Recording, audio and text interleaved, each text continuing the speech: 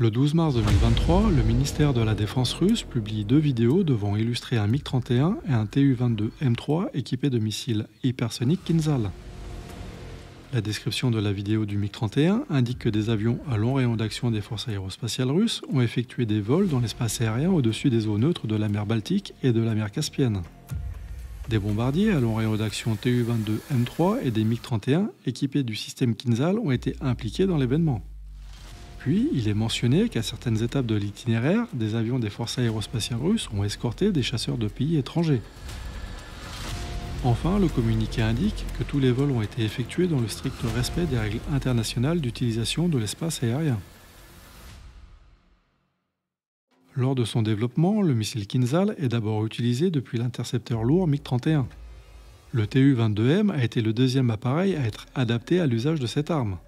Le Su-34 serait également capable de tirer le Kinzhal.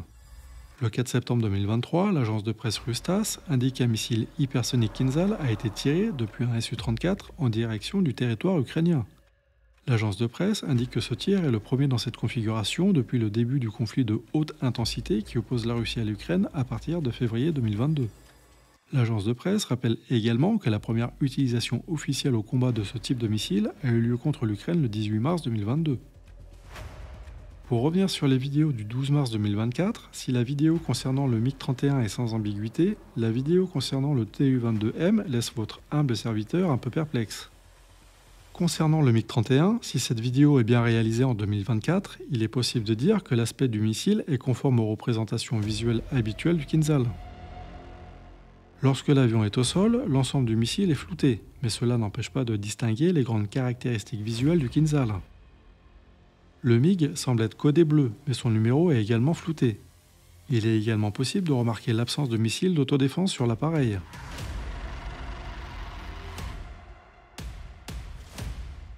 Lors de cette mission, le MiG-31 réalise un ravitaillement en vol. La démonstration de cette manœuvre a son importance, surtout lorsque l'on connaît le faible nombre d'appareils de ravitaillement en vol au sein des forces aériennes russes. En tout cas, la vidéo laisse supposer que le ravitaillement en vol a permis au MiG-31 de remplir sa mission au-dessus de la Caspienne et de rentrer à la base.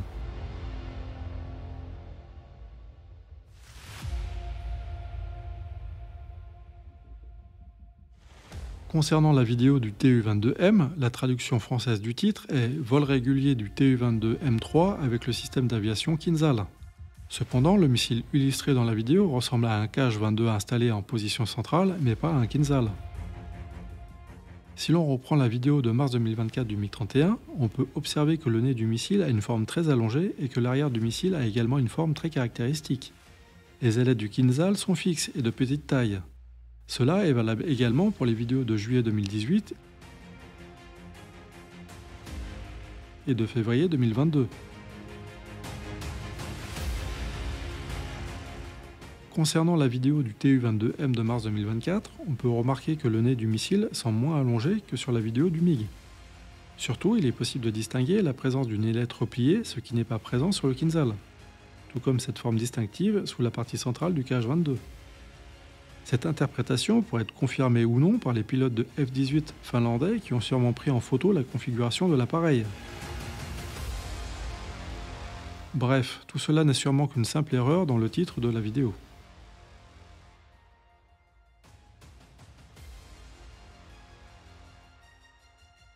Pour mémoire, des vidéos récentes de Tu-22M illustrent une dotation avec un ou des missiles positionnés sous les ailes.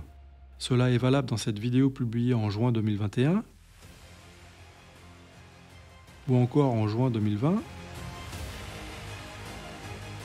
ou encore en octobre 2018. Une vidéo publiée en juin 2021 laisse apparaître une configuration avec deux missiles Kh-22.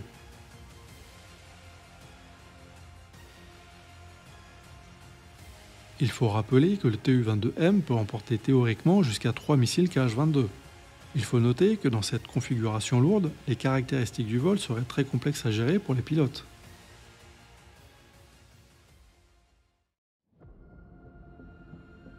Quoi qu'il en soit, cette démonstration de force russe rappelle celle réalisée en juin 2021. Des MiG-31 dotés de Kinzhal et des Tu-22M dotés de Kh-22 font alors une démonstration de force en Méditerranée orientale. Des MiG-31K ont également été déployés à Kaliningrad le 18 août 2022. Et le 19 octobre 2023, Vladimir Poutine annonce que des MiG-31K allaient patrouiller au-dessus de la mer Noire.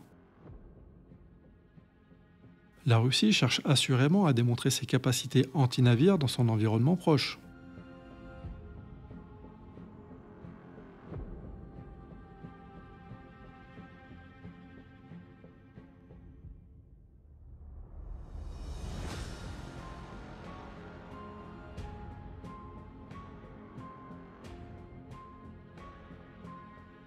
Nul doute que les forces chinoises scrutent avec beaucoup d'attention les performances du Kinzhal en Ukraine. Une analyse du Kinzhal, publiée en janvier 2024 sur un site spécialisé chinois, laisse apparaître quelques pistes de réflexion. L'article indique notamment que le faible nombre de Kinzhal utilisés n'aura pas d'impact stratégique sur la suite du conflit. L'analyse décrit le Kinzhal comme une technologie obsolète de la guerre froide. Pour l'analyse, la capacité du missile à effectuer un vol plané sur de longues distances dans l'atmosphère n'est pas à la hauteur.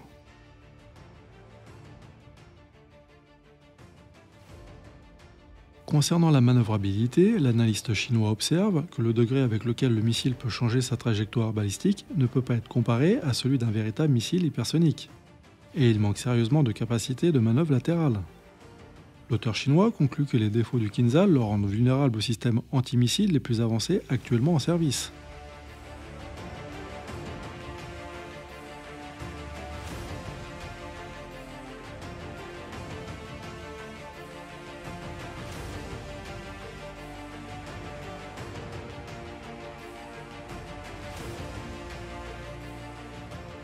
Tout cela étant dit, il convient de noter que les Occidentaux admettent que les attaques de Kinzhal semblent avoir endommagé des batteries de missiles Patriot à au moins 2 reprises.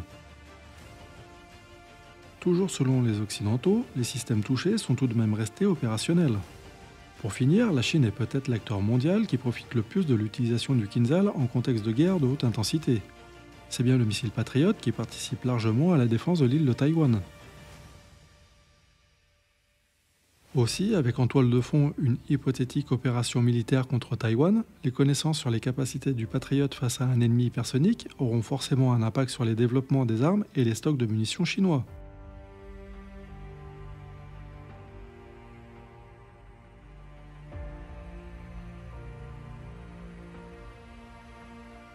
Si cette vidéo vous a plu, le pouce en l'air fait toujours plaisir, tout comme l'abonnement à la chaîne. Merci pour votre visite et à bientôt sur LTDO.